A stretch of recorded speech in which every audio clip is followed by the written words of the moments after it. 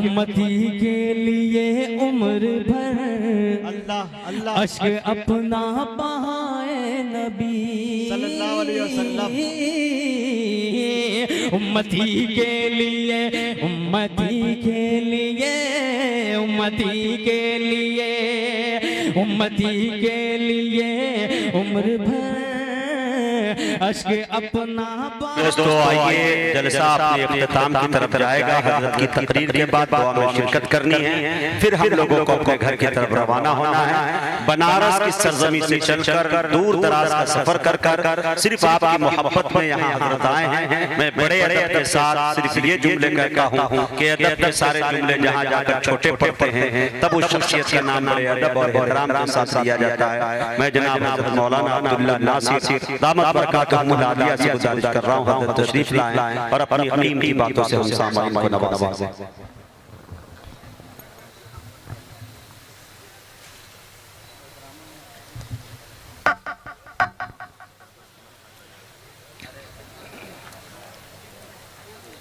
اب چھوڑ دو اس کو، جو جس حال میں رہنے دو، چھوڑ دو۔ الحمد لله نحمده ونستعينه ونستغفره ونؤمن به ونتوكل عليه ونعوذ بالله من شرور أنفسنا ومن سيئات أعمالنا من يهده الله فلا مضل له ومن يضلله فلا هادي له ونشهد أن لا إله إلا الله وحده لا شريك له ونشهد أن سيدنا وشفيعنا وحبيبنا وسندنا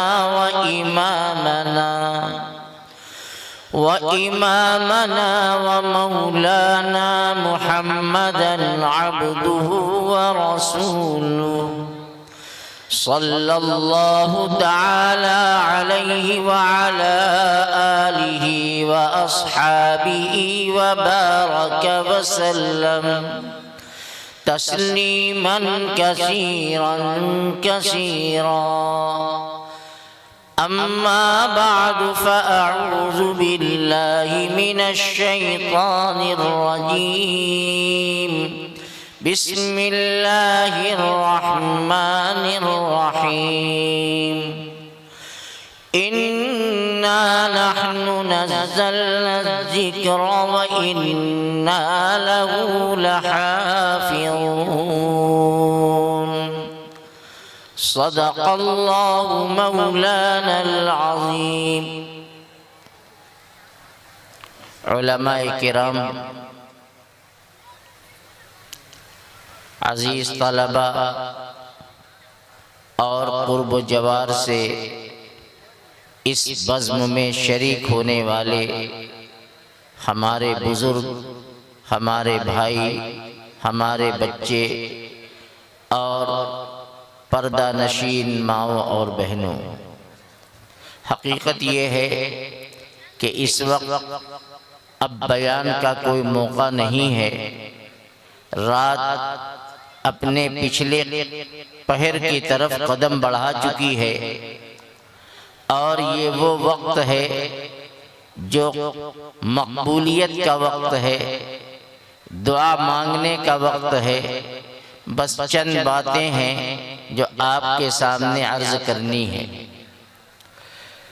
سب سے پہلی بات یہ ہے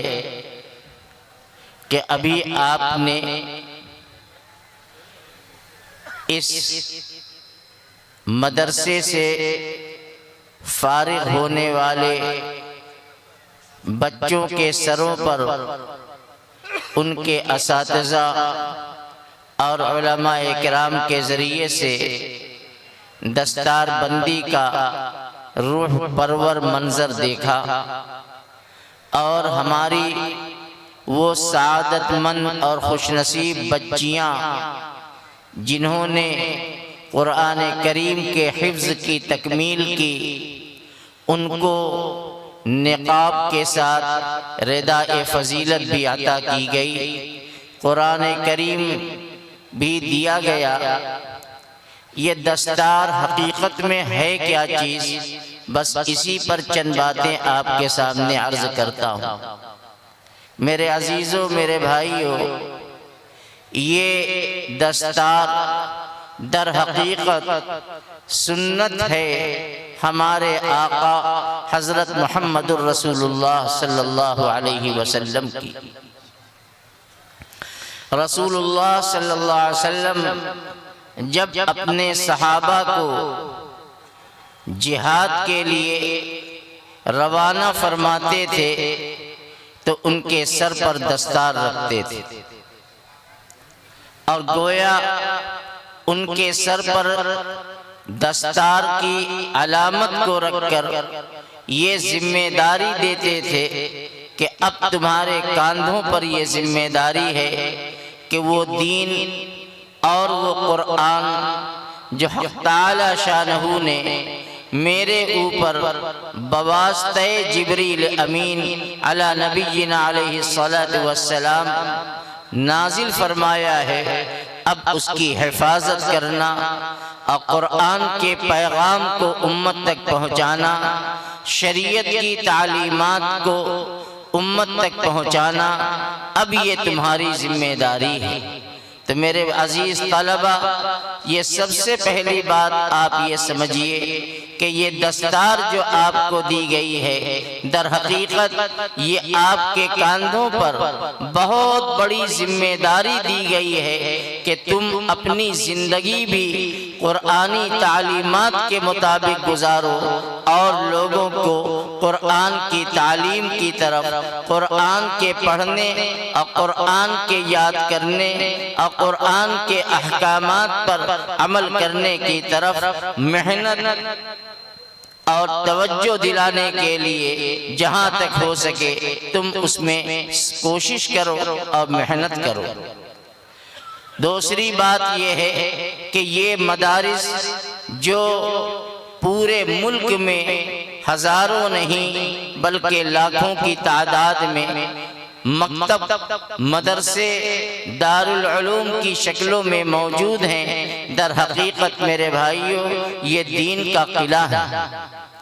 اور ان مدارس کے ذریعے قرآن کی حفاظت ہوتی ہے، شریعت کی حفاظت ہوتی ہے، اسلامی شعائر اور اسلامی تشخصات کی حفاظت ہوتی ہے۔ اگر یہ مدارس نہ ہوتے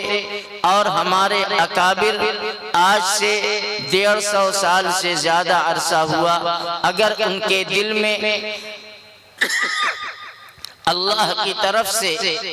جو بات ڈالی گئی کہ دین کو بچانا ہے، اس ملک میں قرآن کی حفاظت کرنی ہے، حدیث رسول اللہ کی حفاظت کرنی ہے، مسلمانوں کے عقیدے، ان کے دین، ان کے مذہب کو بچانا ہے، تو اس کے لیے مدارس کا قیام انتہائی ضروری ہے۔ اس لیے کہ جب تک یہ مدرسے رہیں گے، مسجدوں سے صدائے تکبیر بھی بلند ہوتی رہے گی، قرآن کی تعلیمات بھی عام ہوتی رہیں گی۔ یہ مدارس بہت ہی قیمتی ہیں، اور ان مدارس میں پڑھانے والے علماء، حفاظ اور قراء، ان کی خدمات بڑی انمول ہیں، دنیا کا کوئی خزانہ ان کا مقابلہ نہیں کر سکتا، اور دنیا میں ان کی قیمت نہیں لگائی جا سکتی۔ اس لیے کہ جو دنیاوی لائن سے جو تعلیمات حاصل کرتے ہیں، ڈاکٹر کی، انجینئرنگ کی یا دوسری لائن کی، ان کا تعلق دنیا سے ہے، اور جو دین کی تعلیم حاصل کرتے ہیں وہ دنیا کے لیے بھی مفید ہے اور آخرت کے لیے بھی مفید ہے۔ میں مبارکباد دیتا ہوں ان بچوں کے سرپرستوں کو، ان کے والدین کو، جن کے دل میں اللہ رب العزت والجلال نے یہ بات ڈالی کہ ہم اپنے بچوں کو قرآن سکھائیں گے، قرآن پڑھائیں گے، قرآن کا حافظ بنائیں گے، تاکہ کل قیامت کے دن یہ بچے ہمارے لیے سفارش کر سکے اللہ کی بارگاہ میں۔ اس لیے کہ آقا دو عالم سرکار مدینہ محمد مصطفیٰ صلی اللہ علیہ وسلم نے ارشاد فرمایا ہے کہ ہر حافظ 10 بچوں کی سفارش 10 لوگوں کی سفارش کریں گے اللہ کے یہاں، اور اللہ تبارک و تعالی ان کی سفارش کو قبول فرمائیں گے۔ اس لیے میرے بھائیوں، ہم مذہبی اور دینی تعلیم کی طرف اپنی توجہ کو مبذول کریں اور اس کا دھیان کریں، اور جنہوں نے اس کی طرف توجہ کی اور ان مدارس میں آ کر انہوں نے نماز سیکھی، انہوں نے قرآن سیکھا، انہوں نے دین سیکھا، انہوں نے کلمہ سیکھا، حلال و حرام، پاکی اور ناپاکی کے مسائل کو سیکھا، در حقیقت یہ توفیق الہی ہے۔ کہنے والے نے سچ کہا ہے کہ میری طلب بھی کسی کے کرم کا صدقہ ہے، میری طلب بھی کسی کے کرم کا صدقہ ہے، قدم یہ خود نہیں اٹھتے، اٹھائے جاتے ہیں۔ آپ ان مدارس کے اندر آئے ہیں تو اللہ نے آپ کو منتخب فرمایا ہے اپنے دین کی خدمت کے لیے، اپنے کتاب کی خدمت کے لیے اللہ تعالیٰ نے آپ کو منتخب فرمایا ہے۔ آپ اپنی اس ذمہ داری کو سمجھیے، اور جو اعزاز آپ کو ملا ہے قرآن کریم کی شکل میں، اس سے بڑھ کر دنیا کے اندر کوئی اعزاز نہیں ہو سکتا، اس لیے کہ یہ اللہ کی وہ آخری کتاب ہے کہ میرے آقا حضرت محمد رسول اللہ صلی اللہ علیہ وسلم نے ارشاد فرمایا کہ جب انسان قرآن پڑھتا ہے تو رب العالمین پڑھنے والے کی زبان سے نکلنے والی آواز پر کان لگا کر دھیان سے سنتے ہیں، اور اللہ خوش ہوتے ہیں کہ میرا بندہ میرا کلام پڑھ رہا ہے۔ رسول اکرم علیہ السلام نے مثال دے کر فرمایا کہ جس طریقے سے کوئی گانے بجانے کا شوقین ہو اور اس کا گانا گایا جا رہا ہو تو وہ بڑا خوش ہوتا ہے کہ میرا گانا گایا جا رہا ہے۔ اللہ کا کلام یہ اللہ کی ذات سے نکلا ہوا کلام ہے، جب بندہ اس کلام کی تلاوت کرتا ہے تو اللہ تعالیٰ خوش ہوتے ہیں کہ میرا بندہ میرا کلام پڑھ رہا ہے، میرے کلام کی تلاوت کر رہا ہے۔ مسلمانوں، آج ہماری تباہی، ہماری بربادی، ہماری پستی کی جو حالت ہے اس کی بنیادی وجہ یہ ہے کہ مسلمان دین سے، اسلامی طور طریقوں سے، قرآن سے مسلمان آج دور ہو چکا ہے۔ مسلمانوں میں ایک بڑا طبقہ وہ ہے جو کہ قرآن پڑھنا نہیں جانتا، انہوں نے بچپنے کے اندر قرآن کی تعلیم حاصل نہیں کی، آج وہ بڑھاپے کی اور جوانی کی عمر میں پہنچ گئے ہیں اور وہ قرآن نہیں پڑھ سکتے۔ یہ کتنا بڑا المیہ ہے اور کتنے افسوس کی بات ہے۔ آپ یقین مانے یا نہ مانے، ہو سکتا ہے کہ اس اتنے بڑے مجمع میں جو دور تک پھیلا ہوا ہے، باہر بھی اس سے زیادہ مجمع باہر ہے، کتنے ایسے ہوں گے جو قرآن نہیں پڑھے ہیں، بچپنے میں انہوں نے قرآن کی طرف توجہ نہیں کی، ان کے ماں باپ نے قرآن کی طرف توجہ نہیں کی، آج ان کی عمر ڈھلتی ہو چکی ہے اور قرآن نہیں پڑھ سکتے۔ ذرا سوچئے کہ جب ہم قرآن نہیں پڑھ سکتے ہماری نماز کیسے صحیح ہوتی ہوگی، نماز کی دعاؤں کو، تشہد کو، دعائے قنوت کو ہم کیسے ہمیں یاد ہوگا، کیسے ہم اطمینان کریں کہ ہم پڑھ رہے ہوں گے۔ ابھی مولانا عبداللہ سالم صاحب بڑی قیمتی اور مفید تقریر اپنے خاص انداز میں مختلف زبانوں کے حوالے سے پیش کر رہے تھے، میں ان کی بات کو دہرانا نہیں چاہتا۔ مولانا نے جو بات کہی ہے وہ بالکل صحیح کہی ہے۔ قرآن کی سے تعلق کو قائم کرو،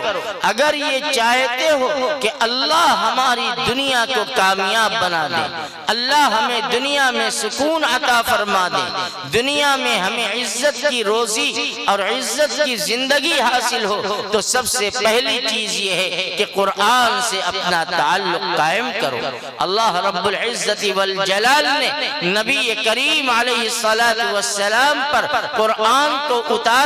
اور قرآن کو اتارنے کے ساتھ یہ فرمایا، مولانا نے جس آیت کا حوالہ دیا تھا کہ اللہ اپنے نبی سے کہتا ہے کہ اتل ما اوحی الیک من الکتاب، اے پیغمبر جو کتاب آپ پر نازل کی گئی ہے، جو کتاب آپ پر اتاری گئی ہے، آپ اس کی تلاوت کرتے رہیے، اس کو پڑھتے رہیے۔ رسول اکرم صلی اللہ علیہ وسلم قرآن کی تلاوت فرماتے تھے۔ رمضان المبارک میں جبریل امین جو قرآن کو لے کر آپ کے پاس آئے تھے، وہ آتے اور اللہ کے نبی ان کے ساتھ بیٹھ کر قرآن کریم کا دور کیا کرتے تھے۔ وہ جگہ مسجد نبوی کے اندر آج بھی موجود ہے جہاں جبریل امین آتے تھے اور رسول اکرم صلی اللہ تعالی علیہ وسلم سے قرآن کریم کا دور کرتے تھے۔ روایات سے یہ بات معلوم ہوتی ہے کہ ہر رمضان میں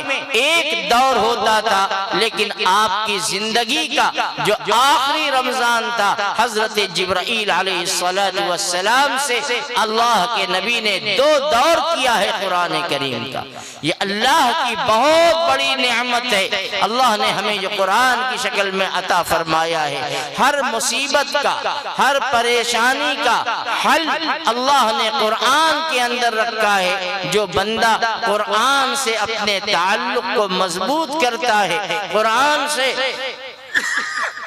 کی تلاوت کا اہتمام کرتا ہے، اللہ تبارک و تعالی کی طرف سے اس کے اوپر سکینت کا نزول ہوتا ہے، رحمت کا نزول ہوتا ہے، اس کے دل کے اندر نورانیت پیدا ہوتی ہے، اس لیے کہ اللہ کا کلام یہ سراپا نور ہے۔ اور جب بندہ اس کی تلاوت کرتا ہے تو جس آنکھ سے قرآن کو دیکھتا ہے وہ آنکھ نورانی بن جاتی ہے، جس زبان سے قرآن کو پڑھتا ہے وہ زبان نورانی بن جاتی ہے، اور پھر اس کے اثرات دل کے اندر اترتے ہیں اور قلب منور ہو جاتا ہے، اور جب دل منور ہو جاتا ہے تو اللہ کی محبت حاصل ہوتی ہے، اللہ کا قرب نصیب ہوتا ہے، اور اللہ تعالیٰ ایسوں کو اپنا محبوب بنا لیتے ہیں۔ اس لیے میرے بھائیوں، میرے بزرگوں، میں لمبی گفتگو نہ کر کے بس آپ سے یہی کہنا چاہتا ہوں کہ آج اس مدرسے نے اپنی چند سال کی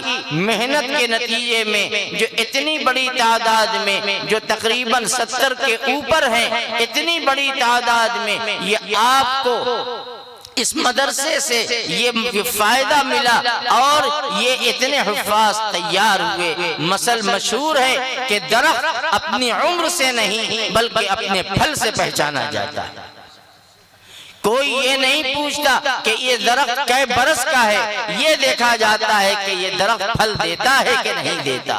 اسی طریقے سے یہ مکاتب دینیہ، یہ مدارس اسلامیہ اپنی ان افادیت کے ذریعے سے پہچانے جاتے ہیں اور اپنا تعارف خود کرا دیتے ہیں، اور قوم سے یہ کہتے ہیں کہ اے قوم کے لوگوں، تم نے ہمیں پیسہ دیا مدرسے کے نظام کو چلانے کے لیے، تم نے ہمیں پیسہ دیا عمارت کو بنانے کے لیے، تم نے ہمیں پیسہ دیا مسجدوں کی تعمیر کے لیے، تم نے اپنا پیسہ خرچ کیا، یہ دیکھو کہ ہم نے پیسے کے نتیجے میں ہم نے تمہیں کیا دیا۔ ہم نے تمہاری اولاد کو حافظ بنا دیا، قرآن کا پڑھنے والا بنا دیا، عالم بنا دیا، یا علم کی راہ دکھلا دی کہ اب وہ آگے کی تعلیم اور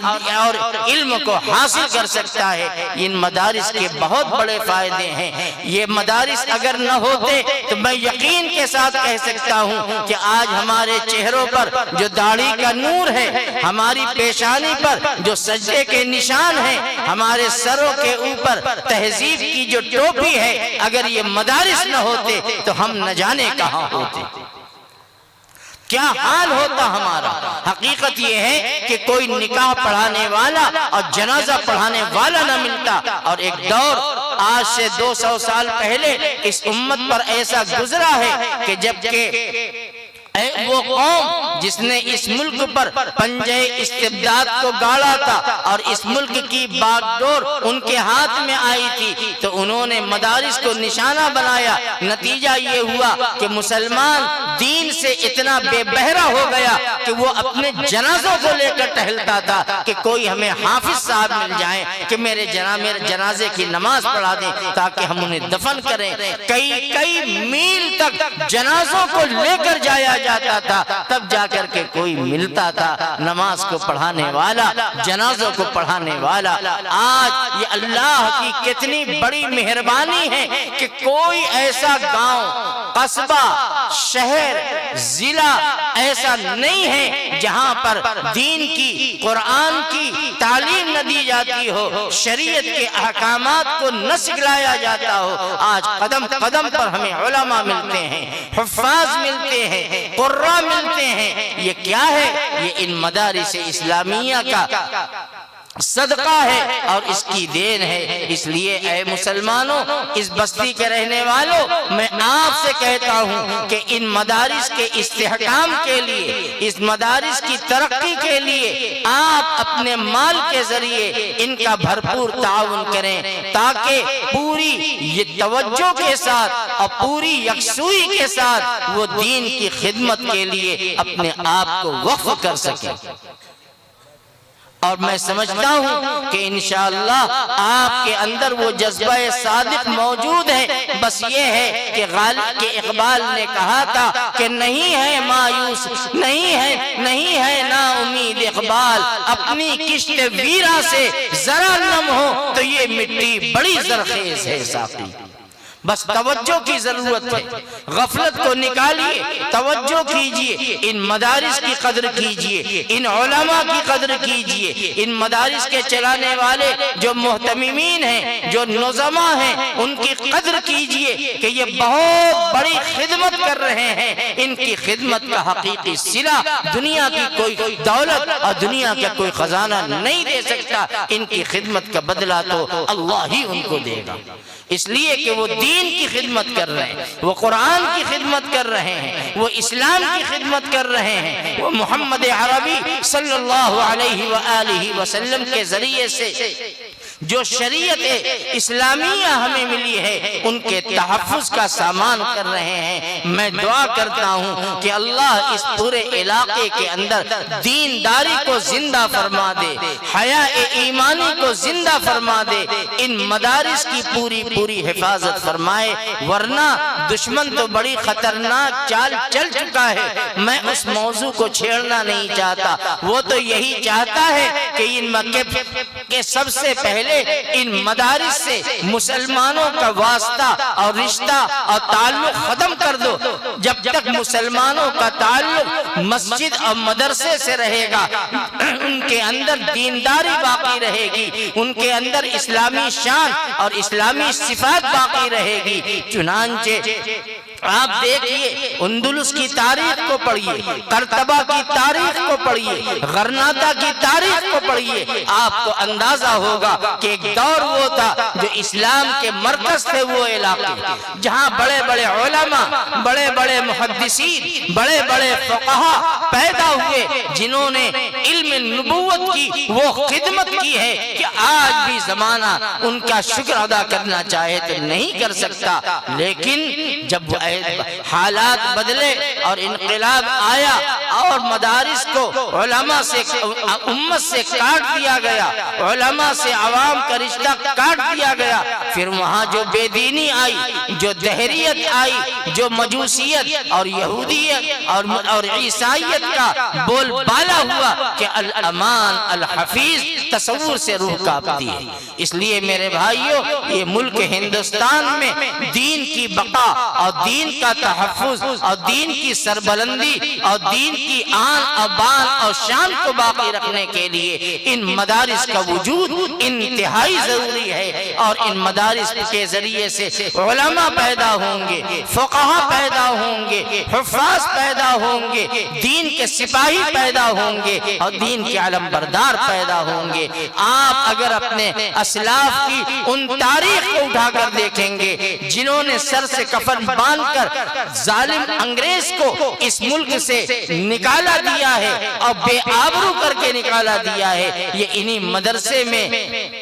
پھٹے پرانے کپڑے کو پہننے والے اور ٹوٹی چٹائی پر بیٹھنے والے وہ علماء ربانیین تھے، وہ اہل اللہ تھے، جنہوں نے اس جذبہ حریت کو لے کر آگے بڑھے ہیں، دنیا کی بڑی سے بڑی مصیبتوں کو اور قربانیاں برداشت کی، لیکن ان کے ذہن میں صرف ایک نصب العین تھا کہ اس ملک کے اندر قرآن زندہ رہے، حدیث رسول اللہ زندہ رہے، اسلام زندہ رہے اور مسلمان عزت کے ساتھ زندگی گزار سکیں۔ انہوں نے اس کے لیے قربانیاں دی ہیں، اور آج ان کی قربانیوں کا ثمرہ ہے کہ اللہ نے ہر علاقے کے اندر مسلمانوں کے اندر دینداری اور حفاظ اور قرہ آج موجود ہیں۔ ہم دعا کرتے ہیں کہ رب کائنات ان کی پوری حفاظت فرمائے، امت مسلمہ کی حفاظت فرمائے، ہمارے شہر میں، ہمارے قصبے میں، ہمارے ضلع میں، ہمارے صوبے میں، ہمارے ملک میں پیار و محبت کی فضا کو عام کرے اور امن و امان کو قائم فرمائے۔ بس انہی چند کلمات کے ساتھ میں اپنی بات کو ختم کرتا ہوں اور دعا کرتا ہوں۔ دعا کر لیجیے۔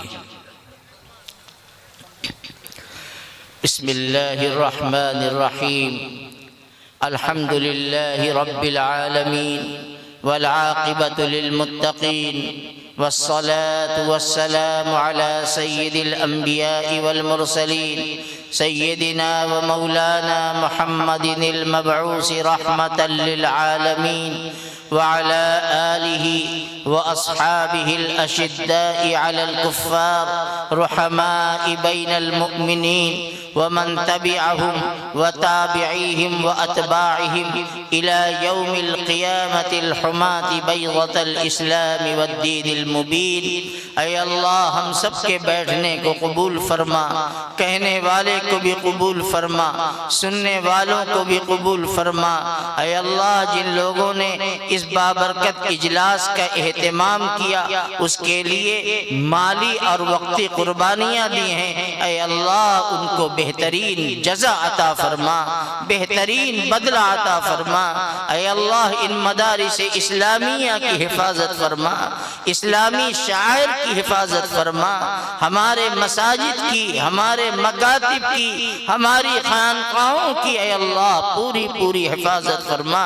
اے اللہ ہم کمزور ہیں، لیکن اے اللہ ہم آپ سے آس لگائے ہیں کہ اے اللہ اگر آپ کی غیبی نصرت ہمارے شامل حال رہی تو دنیا کی کوئی طاقت ہمارا بال بیگا نہیں کر سکتی۔ اے اللہ ہم بے عمل سہی، ہم گناہگار سہی، ہم خطاکار سہی، ہم سر سے پاؤں تک گناہوں میں ڈوبے سہی، لیکن اے اللہ ہم آپ کے بندے ہیں، آپ کے نبی کی امت ہیں۔ اے اللہ ہم آپ کے آگے سر جھکاتے ہیں، اے اللہ ہم آپ کے آگے اپنا دامن پھیلاتے ہیں، اے اللہ ہم آپ ہی کو قاضی الحاجات مانتے ہیں۔ اے اللہ آپ مشکلات کو دور فرمانے والے ہیں، اے اللہ آپ ہی حفاظت فرمانے والے ہیں۔ اے اللہ امت مسلمہ کے ایک فرد کی حفاظت فرما۔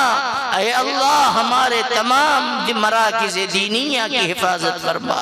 اے اللہ جو دین کی تحریکیں چل رہی ہیں، دنیا کے کسی حصے میں دین کی نسبت سے جو بھی خدمات ہو رہی ہیں، اے اللہ ہر ایک کی خدمات کو قبول فرما۔